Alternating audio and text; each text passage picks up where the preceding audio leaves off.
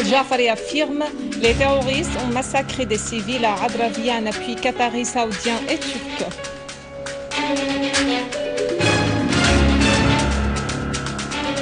Moscou affirme « Washington, Londres et Paris couvrent les terroristes qui avaient utilisé l'arme chimique à Al-Ghouta ».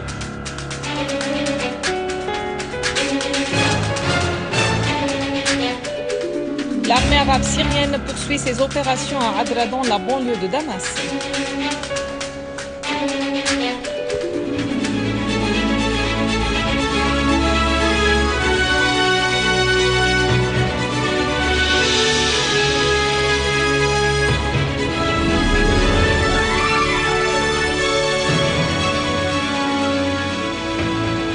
Mesdames et messieurs, bonjour et merci d'être avec nous. Le représentant permanent de la Syrie auprès de l'ONU, Bachar al-Jafari, a précisé que l'application de la troisième phase du plan d'élimination des armes chimiques de la Syrie a débuté. Al-Jafari a déclaré que le dossier d'armes chimiques syriennes va être bientôt bouclé et doit jusqu'à cette fin être suivi avec précision à partir de ce moment, parce que cela permettra de réaliser l'objectif de l'Organisation des Nations Unies de faire du Moyen-Orient une zone exempte d'armes de destruction massive. Al-Jafari a noté que les Nations Unies devraient faire pression sur le régime saoudien, sur le Qatar et la Turquie afin de stopper leur soutien, leur financement et leur aide logistique aux gangs terroristes qui commettent des massacres barbares contre les civils en Syrie, particulièrement récemment à Adra.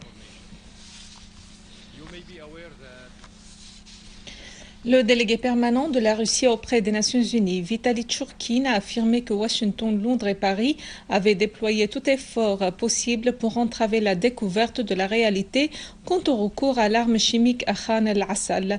Au terme d'une séance à huis clos au Conseil de sécurité, Tchourkine a indiqué que Moscou n'avait pas écouté de ses partenaires à l'organisation onusienne des preuves démontrant l'usage par les groupes armés en Syrie de l'arme chimique, soulignant que cet usage a été confirmé par des experts internationaux.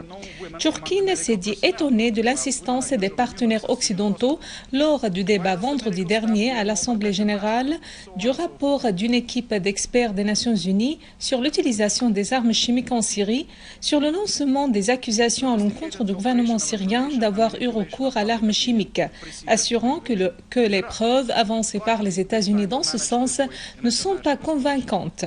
Tchourkine a fait noter que son pays avait demandé à Washington de présenter des informations supplémentaires confirmant l'utilisation par le gouvernement syrien de l'arme chimique. Tchourkine a réaffirmé que ce qui s'était produit le 21 août à Al-Ghouta dans la banlieue de Damas était une provocation de la part des groupes armés pour solliciter l'intervention militaire étrangère.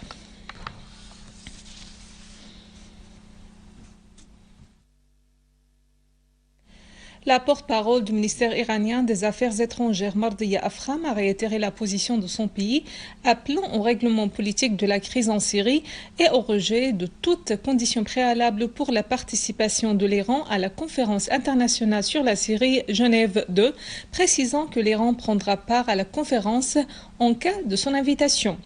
Lors de sa conférence de presse hebdomadaire, Afkham a exprimé l'inquiétude de l'Iran vis-à-vis de la recrudescence du terrorisme qui menace actuellement la communauté internationale tout entière, qui doit œuvrer pour régler ce problème.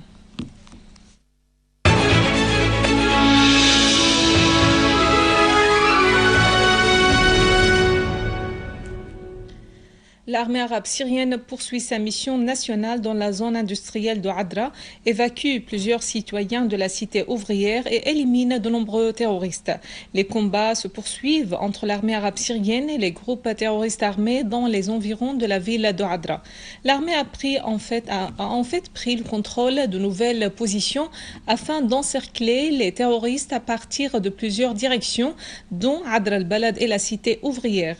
La présence des civils dans cette cité est utilisée par les groupes terroristes en tant que bouclier humain, ce qui entrave les efforts de l'armée de mener une opération militaire à grande échelle à l'intérieur de la cité. Cependant, l'armée arabe syrienne a contraint les terroristes à se rassembler dans certaines zones pour éloigner les civils des affrontements. Les unités de l'armée effectuent des frappes précises et limitées contre les positions des terroristes et œuvrent pour couper toutes les possibilités de leur fournir du ravitaillement du dehors du secteur de Adra.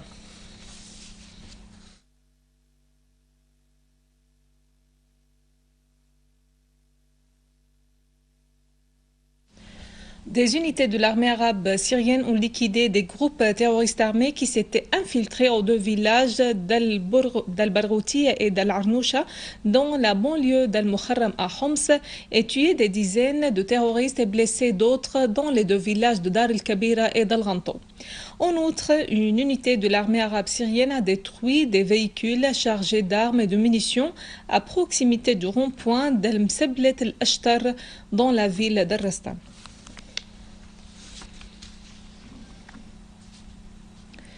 Le terrorisme wahhabite ne s'est pas contenté du meurtre, de l'égorgement et du sabotage, mais il a visé le patrimoine humain comme il l'avait fait en Afghanistan contre les statues de Bouddha.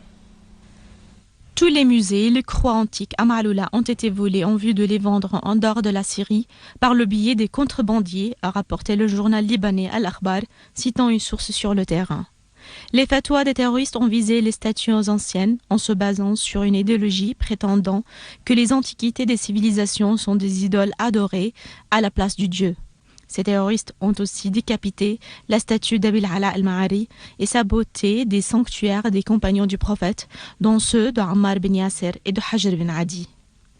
Cependant, la coopération entre la direction des antiquités au Liban et en Syrie avec l'Interpol et les autres organisations internationales s'était soldée par la saisie sur les frontières libano-syriennes de 18 fresques en mosaïque syrienne ainsi que 73 pièces antiques exposées chez les concessionnaires d'antiquités.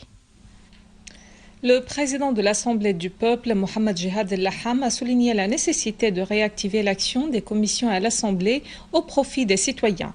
Lors d'une réunion tenue par la Commission des libertés publiques et des droits de l'homme à l'Assemblée du peuple, El-Laham a affirmé l'importance de déployer tout effort possible pour assurer les impératifs des citoyens. El-Laham a fait noter que la Commission doit mettre à nu les actes terroristes perpétrés par les groupes armés qui visent tous les citoyens et qui violent les droits de l'homme, indiquant que ces actes s'élèvent aux crimes de guerre contre l'humanité. Il a appelé les membres de la commission en question à rencontrer les familles et les personnes dont la liberté et les droits sont violés.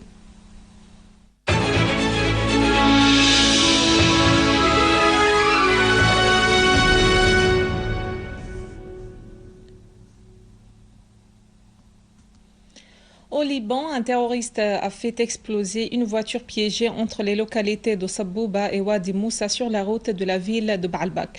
L'attentat a provoqué des pertes parmi les civils. L'Agence nationale libanaise de presse a indiqué que la voiture de type BMW a explosé dans la jonction de la ville de Zaboud à environ 2 km d'un des points de contrôle du Hezbollah dans la région. L'agence a précisé que les informations préliminaires indiquent que la voiture a été interceptée par l'un des points de contrôle du Hezbollah qui l'a repérée et l'a prise pour cible par des tirs, ce qui l'a fait exploser ou que l'explosion a été actionnée par son conducteur. En Irak, des terroristes ont piégé récemment des institutions d'État, des boutiques et même des maisons et les ont fait exploser avec leurs habitants. Les gangs terroristes de soi-disant État islamique en Irak et le Levant ont piégé 23 maisons au cours des 2 derniers jours au gouvernorat de Kirkouk, Mossoul et dans la ville de Tikrit dans la province de Salah ad-Din. Le nombre des maisons piégées au cours des 6 derniers mois par cette organisation terroriste s'est élevé à 1411, ce qui a fait 1996 victimes et plus de 3000 blessés. Et dans la province de Diyala, des sources de sécurité ont révélé que l'organisation terroriste d'Al-Qaïda a obligé les veuves de leurs éléments d'exercer le soi-disant jihad du mariage dans les montagnes de Hamrin. Ces mêmes sources ont précisé que certaines de ces veuves ont eu recours aux services de sécurité alors que d'autres avaient quitté leur maison. Avant de clore ce journal, un rappel des principaux titres. Al-Jafari affirme « Les terroristes ont massacré des civils à Adra via un appui qatari, saoudien et turc ».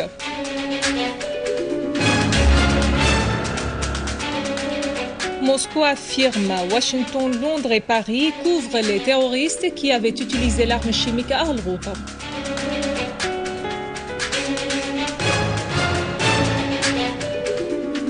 L'armée arabe syrienne poursuit ses opérations à Adra dans la banlieue de Damas. Mesdames et messieurs, c'est la fin de notre édition. Pour la revoir, visitez notre site web syriaonline.sy. Merci à vous, merci à toute l'équipe de rédaction et de technique. Au revoir.